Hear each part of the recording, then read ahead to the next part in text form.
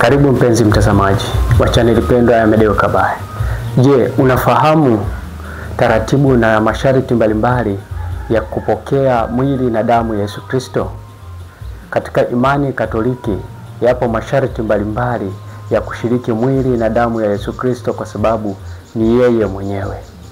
Na haya ni masharti matano ambayo kama Mkatoliki unapaswa kuyafuata kwa ajili ya kushiriki mwili na damu ya Yesu Kristo. Pamoja, unapaswa kuwa mbatizwa katika imani Katoliki. Ubatizo ndio sakramenti pekee ambayo ni mlango wa sakramenti nyingine zozote zile, iwe ndoa, upadri, hata sakramenti ya Ekaristi Takatifu. Zote hizi zinaanza kwa ubatizo. Unapobatizwa unakuwa umefungua mlango wa sakramenti nyingine zozote zile ambazo unapaswa kuzipokea. Hivyo basi unatapaswa kuwa mbatizwa ndipo ustahilishwe katika kupokea mwili na damu ya Yesu Kristo. Lakini sharti uwe na imani ambayo ni sahihi kuhusu Ekaristi Takatifu. Watu wengi tunajua tu ni mkate tu, lakini wengi wetu hatufahamu kuwa ni mwili na damu ya Yesu Kristo mwenyewe. Unapokuwa unakula bila kufahamu vizuri kuhusu Ekaristi Takatifu, unakuwa haujastahili kupokea huu mwili na damu ya Yesu Kristo.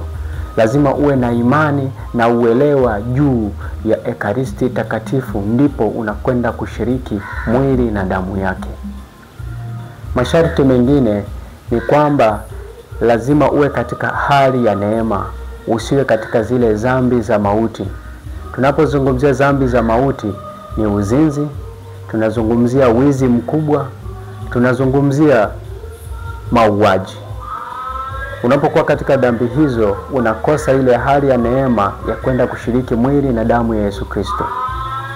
Kinachokupasa uziondoe dhambi zako kwa kwenda kufanya toba na kuungama, kufanya kitubio ili kustahilishwa tena na kushiriki mwili na damu ya Yesu Kristo.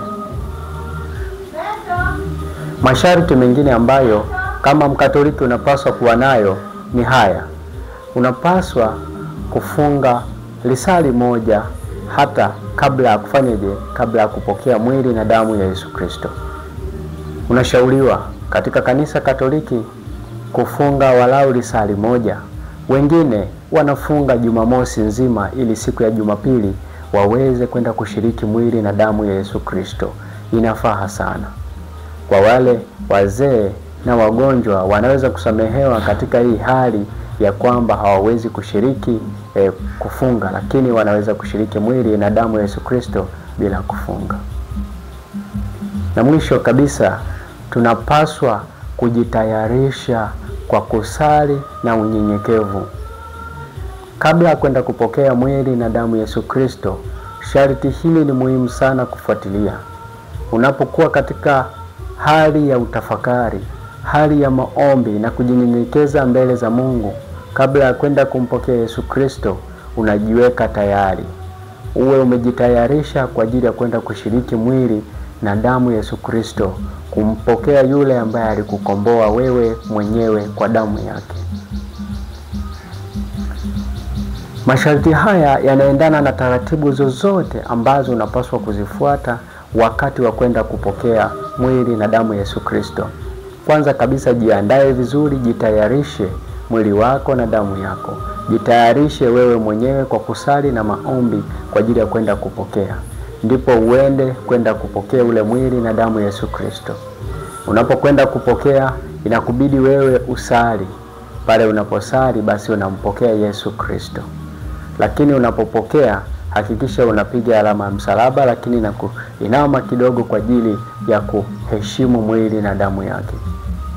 Urudi katika kiti chako na ukae kwa ajili ya kusali wewe mwenyewe, na huu ndio wakati mzuri sana wa kufanya maombi yako wewe mwenyewe kwa ajili ya yale ambayo unayahitaji. Ndipo Yesu huwakumbatia watu na kuwabariki na kuwapa ile neema yake na huruma yake isiyokuwa na mwisho. Tumsifu Yesu Kristo.